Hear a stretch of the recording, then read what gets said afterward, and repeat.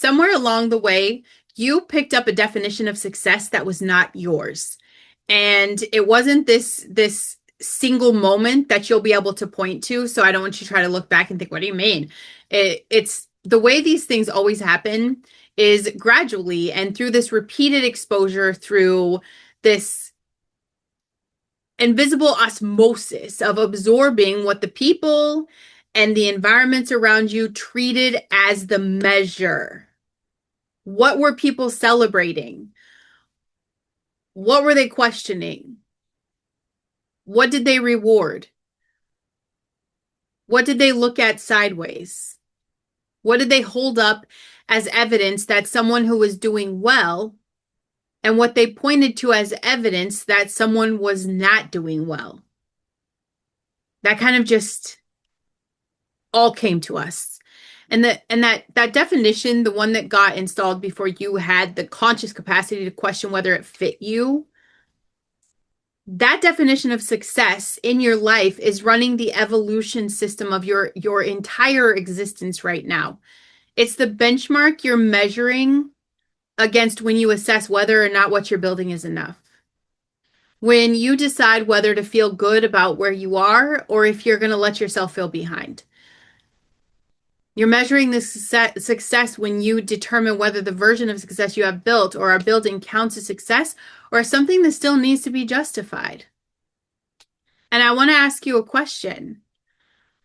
When was the last time you actually stopped and asked, whose definition is this? Not rhetorically, like I want you to actually ask this, and I want you to trace it back. Follow the thread. Find the origin of the expectation and ask whether the person or system that generated it has any business setting that standard for your life. Because I'm going to guess, because of what I know to be true, that a significant portion of the definition you're chasing belongs to someone else. Your idea of success probably belongs to a parent whose approval you're still building towards. Your version of success probably belongs to a culture that has a very specific and very profitable version of what the good life looks like. Or maybe it's your friends whose validation you've been quietly optimizing without acknowledging that that's what you're doing. It could even be the church groups that assign spiritual value to certain kinds of achievement and spiritual suspicion to everything else.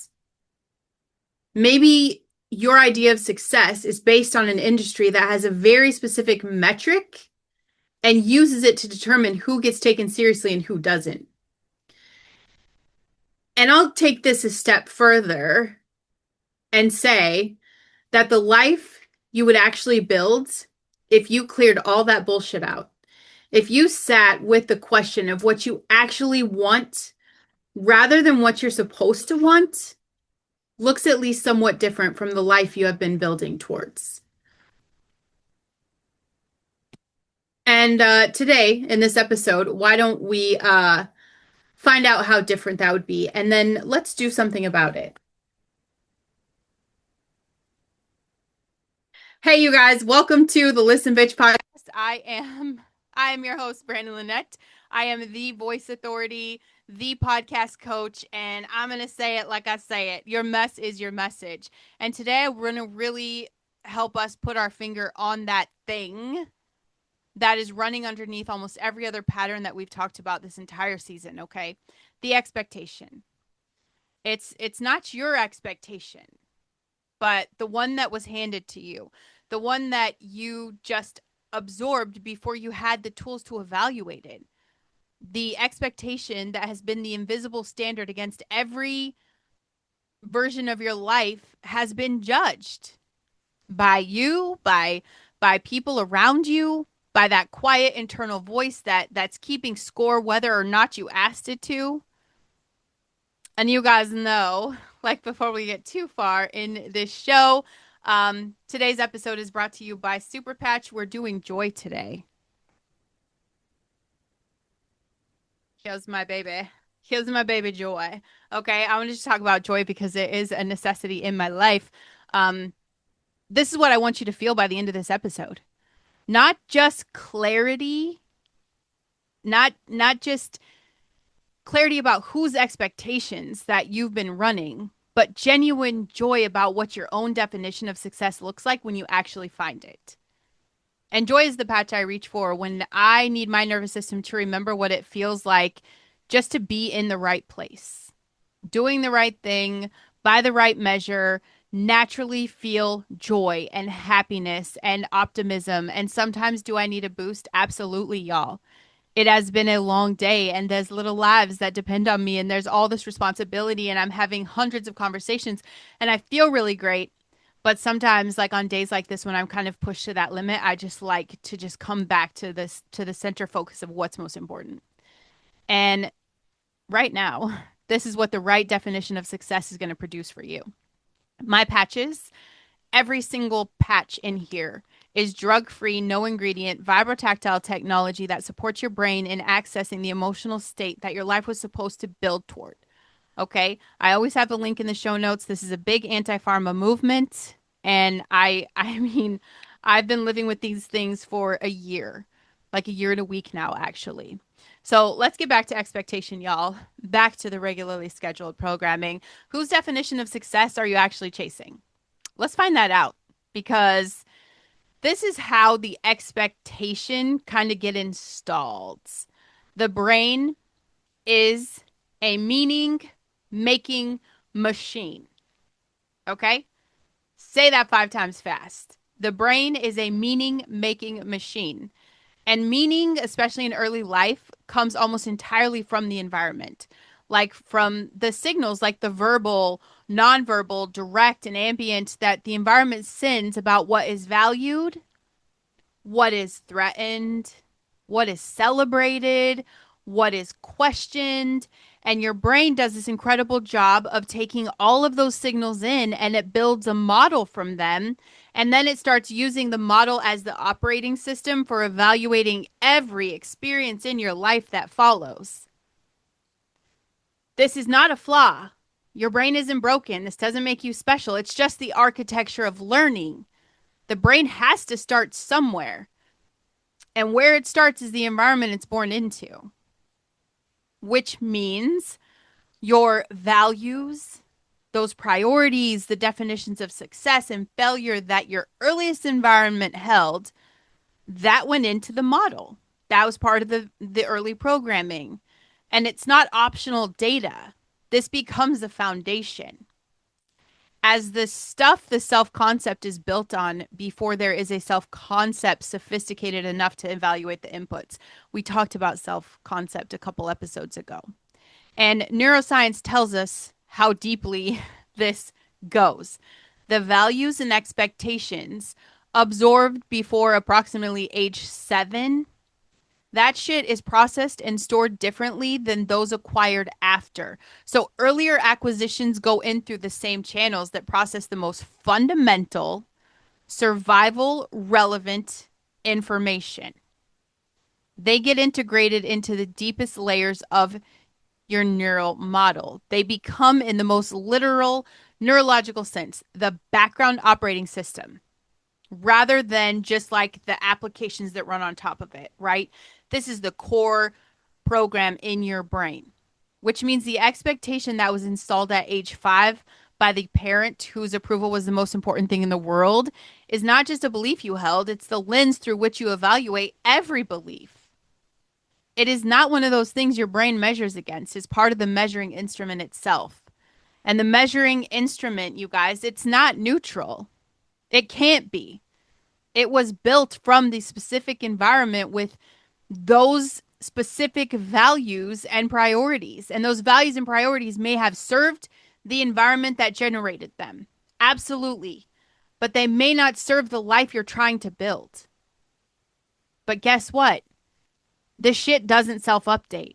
It doesn't automatically recalibrate to the new environment you're in, the new calling that you're pursuing, the version of your life that's being built from a completely different set of raw materials than the ones the original instrument was calibrated to measure. That recalibration, babies. Gosh, can you say this first to me? Can you just someone call me before this errors and be like, I know what you're going to say. It's the neuroplasticity. It's available to every single body, to every person. It requires intentional input, though. And it's going to start with us identifying what your instrument, what the thing is measuring. Whose definition is your brain running? And deciding whether that definition still belongs in the instrument. Whose definition is running? One of the most common sources of borrowed definition, okay? Not because you necessarily have all of them, but because most people have at least two or three without realizing it. And the ones you recognize in the list, this is the one I want you to examine, okay? The parent expectation. Womp womp. That's the most ancient. It's the most powerful.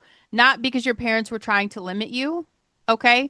Usually because they were doing the exact opposite, trying to give you the best possible version of the life as they understood it, right? As they understood it. The maybe this comes into you as the college degree that was supposed to open doors for you.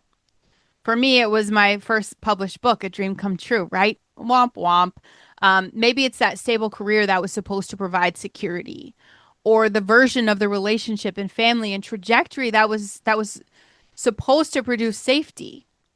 Their definition of success was built from their own experiences. Their definition of success is built from their fears. Everybody walking around has a definition of success that's built from their historical context. And you absorb it from the people that are close to you. And you've been building either towards it or against it, and against it is still defined by it. You've been doing this ever since. And there is a cultural expectation. Changes with the decade and the demographic and the income bracket and the geography. It's the one that says what a certain kind of person was supposed to have accomplished by a certain age, right?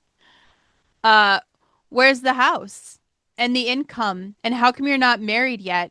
And why haven't you upgraded your work position? Haven't you been made manager yet? And the body you have and the social presence that together constitute looking like you have your shit together. This definition is not stable. It shifts with the algorithm and the trend cycle and the economic moment, but it feels stable because it is constantly reinforced by the environment, and it produces that specific anxiety of someone who is measuring a moving target with an instrument that never tells them they have arrived. And there is this tremendous religious expectation.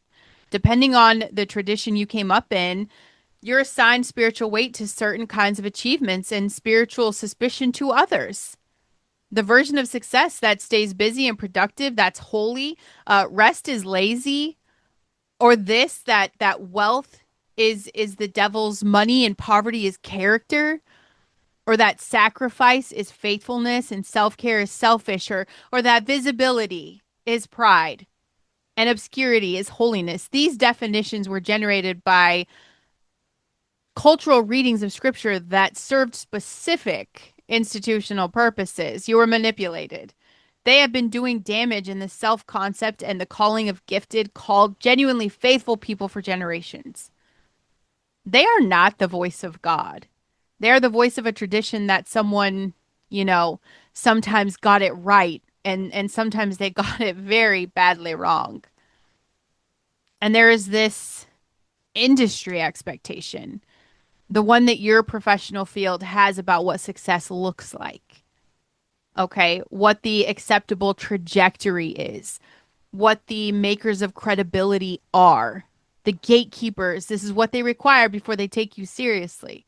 The metrics and the credentials and the associations and the publications and the positions that together constitute being a legitimate player in the space.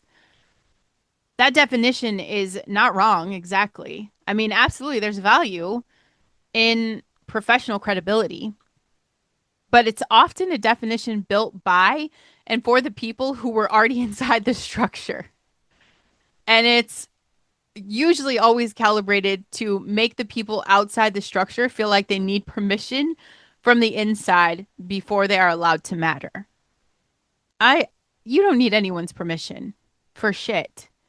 Your work matters when it reaches the person it was made for. The industry's opinion of you is not the measure. I feel that as a podcaster, right? I am successful as hell. 700 episodes, 3 shows. But if you want to put me in with the industry, I am nothing compared to the Joe Rogan podcast, right? I'm successful by all definitions that matter to me because there is someone in my container every single day that gets something from me that they wouldn't have had if I didn't show up. That's success. Showing up, continuing to create, continuing to step into my potential, being willing to move the needle a little bit every day. That's success. Not 100 million downloads. Would that be cool? Yeah, but that would just be like another level of cool. Success, by my definition, is sitting here with you, just having the conversation. And there is a cost. There's a price to you. If you're going to continue to run the wrong definition,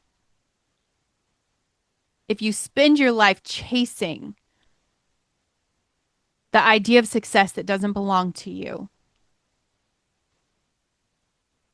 it costs you clarity. The person who doesn't know what they actually want cannot make effective decisions.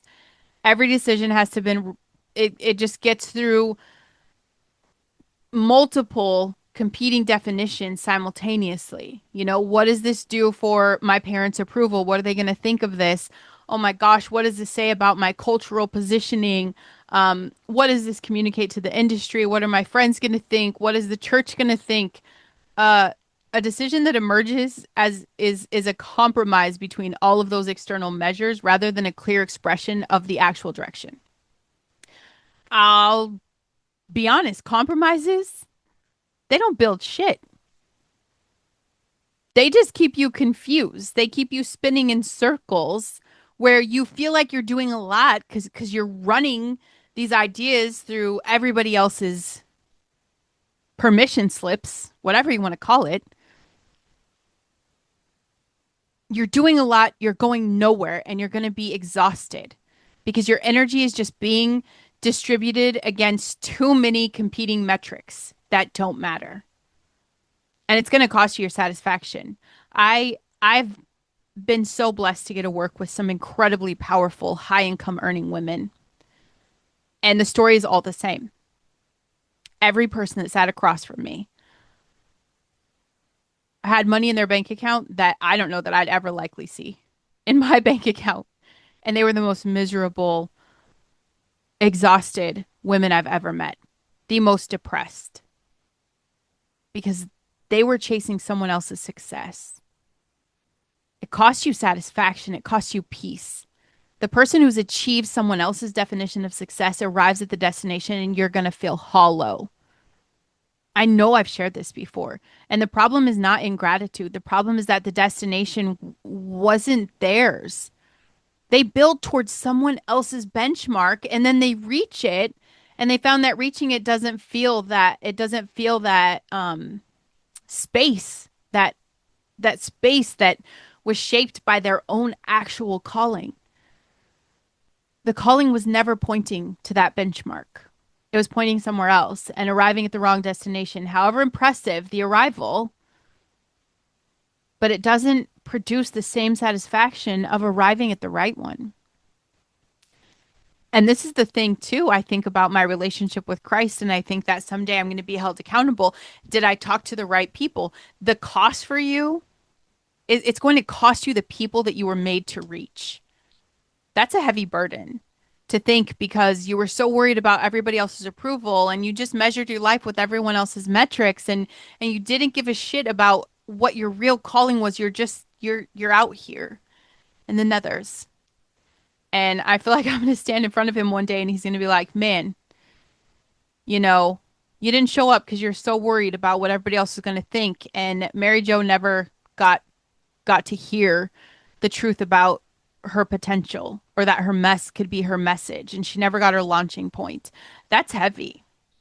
That cost of the people you're made to reach, because the version of you that's building toward the wrong definition of success is not going to be available for the right kind of work. You are building in the wrong direction. And that means people on the other side of the right work, your calling, the people that really need your particular combination of your story and your wisdom and your voice. It's the only thing they can use, and they're not finding it because you're not building it, because the definition you're building towards is not the one that leads to them. It leads to someone else's approval. And at the end of the day, people don't give a shit about you. And it costs you time. What is time? My gosh, that's like the most irreplaceable resource. Time does not come back. Every year you spend building towards the wrong definition of success is a year you don't get back. And I'm not saying that to make you panic. None of this is like, I'm not fear mongering you. It's just truth. I want to produce urgency in you. I want you to understand that you are running out of time and have clear eyes going into this. I want you to be someone who knows exactly what matters and that you're going to make a decision to build towards that starting today. What matters to you? What does it take for your voice to come through? And there are systems. Of course, you know I'm not going to go a whole episode without talking. This is the rebellion season. There are so many systems that profit from your borrowed definition. And they love this. They love it because the borrowed definition of success always includes consumption as a measure of success. And consumption is the system's business model. Because the cultural definition of success requires the house, the new car, the wardrobe, the expensive purse, the experiences, and make sure you have these visible, curated, Instagram perfect visible markers of a life of someone that has arrived. And every one of those markers, guess what? It's a product someone's selling. The larger and more expensive the definition of success, the larger the market for the product that the signal arrived at. The systems did not create your definition of success out of generosity. They created it out of market research. They studied tons of psychology to see what is going to produce the most reliable spending behavior. And they packaged this up really pretty as the aspirational life. Why do you think these people that look like the big celebrities, the big houses, the big cars, the heavy hitter coaches, like why do you think they get the most time on the algorithm? Because do they always have the most important thing to say? I don't think so. I've seen commercials for my husband just asked me if it was part of my trash TV because yes, I do watch Love is Blind, okay? And it's the housewives show. And I can't even think what it is, but it's like different counties they go through these housewives. I've watched commercials for that and ads for that, and I don't find the value. I don't find the value. It's just another manipulation of what is success. They've specifically packaged this and they market this stuff on purpose as a manipulation tactic. The social media economy is the most efficient version of this. That's it. That curated life. And they display it for the specific purpose of communicating that you have the thing the culture defines as success, and it requires continuous investment in the production of that display. Whatever it is. The experiences, locations, objects, the aesthetics that together constitute a feed that communicates arrival. And then the platform is going to profit from every display because it goes viral because of your consumption of others' displays, which produces that comparative anxiety that drives more consumption. You just continue to scroll from others' consumption of your display, which produces the engagement, drives more platform usage. It's a cycle. We're feeding the machine. The whole ecosystem runs on the borrowed definition of success and the consumption it generates. You've been had, baby. You've been had.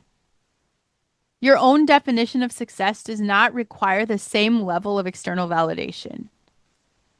It doesn't require this display. We don't have to curate pictures. We don't have to pretend. It's just a very all it's going to require from you is just an internal, deeply personal satisfaction of building the thing you were actually put here to build and watching it reach people it was made for. And that satisfaction is not consumable. It can't be purchased. It doesn't require a social media feed. Fuck the algorithm.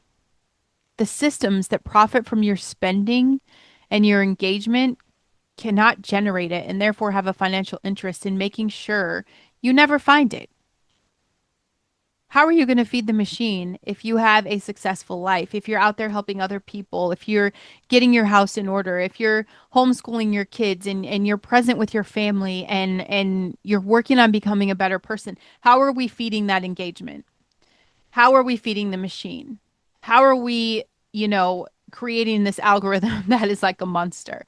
Like I remember when we're joking about my TikTok page, okay? Because I'm back on, you guys. I've been going live for a week and I have 18,000 followers and the page is dead. I mean, dead, dead, dead. I have 0 followers, but there's a number up there. And I remember when I'm building that number and I kind of got disheartened because there was a video that went viral of someone eating strawberries. Like that's it. It was just a video of someone eating strawberries, I think. Crazy. People went crazy over it. And I'm like, this is what the world wants. Like, this is what people want to watch. I'm out of here. I trashed the page. I left. I was inconsistent. I've dipped my toe in every once in a while, but I just got really discouraged. And when I look at the things that go viral, I still continue to feel the same way. But I think it's not going to help me to try to tell you guys not to look at the videos that are killing your brain cells. Okay. All I can do is step into what I know I'm meant to create, step into my success, step into my power, use my voice to tell you that your story and your message matters. And like, you don't have to scroll on TikTok all day to avoid the life that you currently have because you can create one that you don't need an escape from. I deleted the social medias off of my phones because I don't need the escape. I don't need the dopamine hits. I love my life and I would love more time in a day. If I could have a wish, more time in the day just to get everything in because I feel like every day there's so much I want to create. There's so many people I want to reach. There's so much I want to do with my kids. And here we are. I couldn't kill my brain space watching someone eat a bowl of strawberries on repeat. Okay. I just want you to understand we're feeding the machine.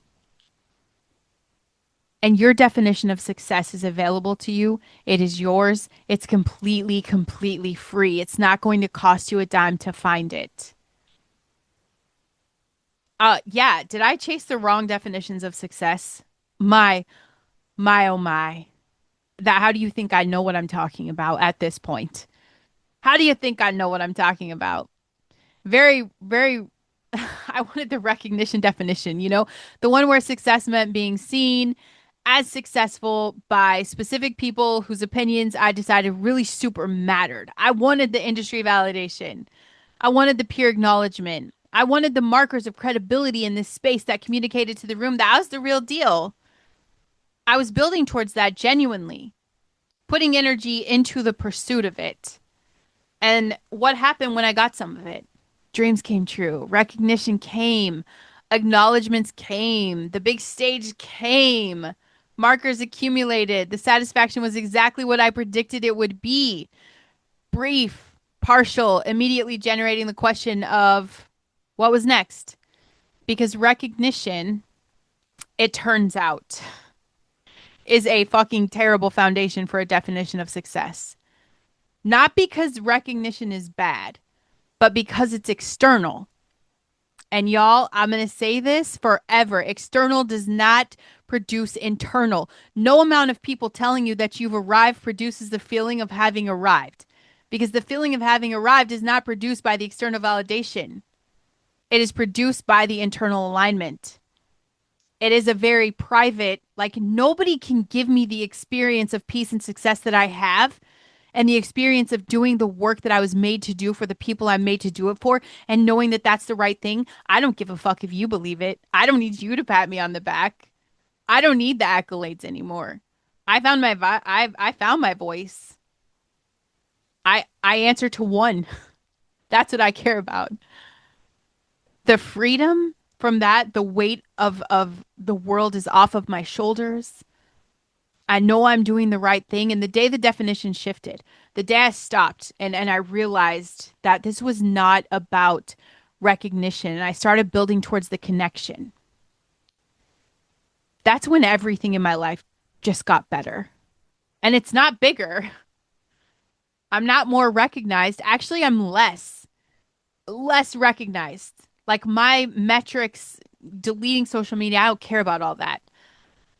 I am having real conversations with beautiful people every single day. And that to me, right there, is incredible. Because now I'm more capable of reaching the person I was meant to reach because I'm not calibrated to impress the fucking industry. I am calibrated to serve you, to show up for you, to make sure you see your potential, to make sure you know there is no excuse in the world that could keep you from it. And to be here to tell you today that success is defined by you. You measure that. The definition change is what made the work worth making. And the work worth making is what eventually produced more recognition than recognition chasing ever did. And do I get it? Yes. Like I'm I'm a top host in my platform, okay? That I brag about it sometimes. That's a big deal. Every single day I get done with these interviews and I don't go a day without hearing it. Like, you are the greatest host I've ever sat with. I love that. I'm a words of affirmation girly, but it doesn't feed me. If I never heard that again, I'd keep doing my job. I don't have to try for anything anymore. And when you're not trying to work so hard for the accolades or for someone to notice you or for the recognition, you actually have energy to work. Like, I have energy to have 5 or 6 interviews a day, 4 days a week, on top of homeschooling my kids, on top of running them around to sports, on top of everything else I do. I have the energy because I don't care what you think. So I'm asking you right now, like, what are you chasing that was never yours to begin with? There's this woman on my interview show. I think it was this week or last week, 12 years. And this was all about like building towards her mom's definition of success. Not intentionally. Like, she didn't know that's what she was doing at first, obviously, but it was the career path that her mother had validated enthusiastically. The income level that made her mom proud, and really just that version of the professional life that had been held up her whole childhood. That was the evidence she had of someone who'd done well for themselves, and she did it at the destination. And she said there was a point where she looked in the mirror one day and said she had never felt further from herself in that moment. That's it, with just a settled certainty of someone who arrived and knew they were in the wrong place. And what she really wanted, everything that was underneath the 12 years of building in the approved direction, she wanted to do something creative that used the parts of her that the career path had been systematically underutilizing. Something that felt like expression rather than performance, and something that was hers. So she did it. Not instead of the career immediately. Because that's terrifying. And that is not always the right first move, okay? But alongside it, in the margins, with the parts of herself that the career hadn't been using, what she discovered in the margin is that the thing that she's building now, the thing that's actually hers. And she's in the coaching space now, which she never thought she would be in. But she does this, and it took her a very long time to realize like the life she'd been living didn't belong to her. And she wished she'd asked the question sooner. That was one of her answers to me. I just wish I would have asked myself that question sooner. And the question is, whose definition is this? for success. And this is not obviously like she loves her mom. It wasn't to assign blame to her mom because her intentions are genuinely good. But you need to ask the question just to know. We're not going to weaponize it. We're not going to turn people into enemies. We just want the clarity of the question. And imagine if you get that answer, you can start building towards the answer instead of the expectation. So ask this question for yourself now. It's not too late. It's never too late. But later does always cost more than today. So I say, ask yourself that question. Whose definition of success am I building? If this episode is naming the definition that you've caught the expectation that's been running your evaluation system without your consent, do me a favor and share this out with someone that might be in the same place. Okay. You know, the one who's building toward a benchmark that belongs to someone else and they don't even know it. It takes a couple minutes, and then make sure you subscribe and leave a written review. Um, there was a crowd in the time of Jesus. This crowd expected a king who would overthrow Rome. The religious establishment expected a rabbi who would work within their system. The disciples were actually looking for a military leader who would restore Israel to political power. The hometown expected the carpenter's son. Everyone had an expectation for who he was supposed to be and what success was supposed to look like for him. And the truth is, he ignored all of it. And he wasn't rude. There was no contempt for the people who held the expectations, but completely. He operated from a definition of success that was his, the Father's, which was his, and that definition bore no resemblance to any of the surrounding structures that thought they knew what success looked like. He ate with the wrong people. He healed on the wrong day. He talked to the wrong gender. He touched the wrong bodies. And he died in the wrong way, at the wrong time, by the wrong means, according to every external definition of success anyone around him was holding. And the resurrection was the Father saying that this was the right definition the whole time. Your calling has a definition of success that is not going to match the metrics the surrounding structures are using. Not your family's metrics, not the industry's metrics, not culture's metrics. Your calling has its own shit. And your metrics are specific and they're internal and they're not available from the outside. It comes from the Father.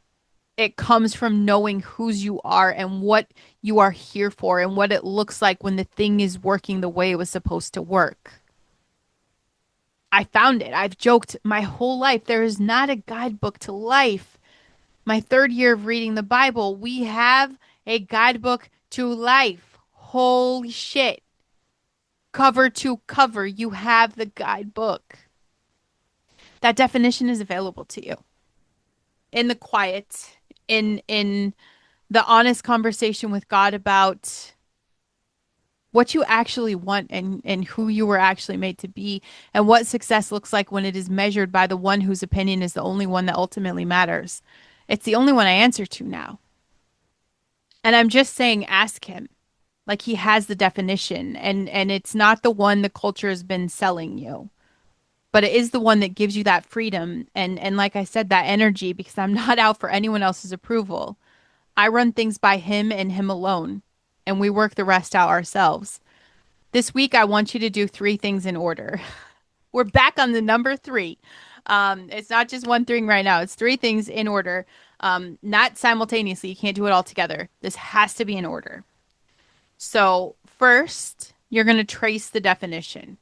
Write out the definition of success you are currently building towards. And be very specific. Like the vague bullshit isn't going to do anything for you, but like I want your specific benchmarks, like the details of the income level, the recognition markers, the lifestyle elements, the professional position, whatever you're building towards, name it concretely. And then next to each item, I want you to write where that benchmark came from, who holds it, what environment generated it, and Ask yourself, is this mine or is it absorbed? Second, write your own definition. Not the one that's supposed to sound right, because this is just between you and you. You don't have to impress anyone, none of that shit, okay? The one that's actually true for you. Like, I want you to write the definition of the life that would really feel like yours. What's your definition of the work that would feel like the right thing? The definition of having done well that doesn't require any external validation to produce any level of internal satisfaction. This is probably going to be uncomfortable. And I really think it's going to take a level of honesty you may not be used to about what you actually want. And being honest about that's going to show you where it conflicts with what you've been telling yourself and others that you want. So I want you to do this, and I want you to do it deeply because this honesty is the point. And the third thing you're going to do is identify the one thing you would do differently today if you were building toward your own definition instead of a borrowed one. Not a full overhaul. We're back to one. Okay, just one thing, one decision that points toward the right direction instead of the approved one. Make that decision today. And then that's your job. Be better today than you were yesterday. And better means more aligned, more yours, more true to the actual definition. And then tomorrow you do it again. And then better tomorrow than you were today. The definition determines the direction. So I want you to change the definition, change the direction, and then you get to change what gets built. And this is what I want to leave you guys with, okay? Because we are in the rebellion. And what is this, like the 54th episode? I'm almost at 600 shows just for this one podcast. That's incredible. Over 700 episodes I have under my belt. Wow. I just give myself the accolades. I don't need a pat on the back from you. I got me. I got me. Um, the life you're supposed to be building and the life you've been building towards are probably not the same. Not completely, maybe not even mostly. And I just want you to understand that that is not a failure. It's just information. It's just data. And the most important information available to you right now, because the information is actionable, it's you could do something with it today. You do not have to blow up the whole life. You do not have to abandon everything you've built or disappoint everyone who's been watching.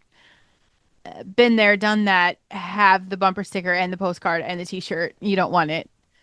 You just have to start asking the question that should have been asked sooner and wasn't.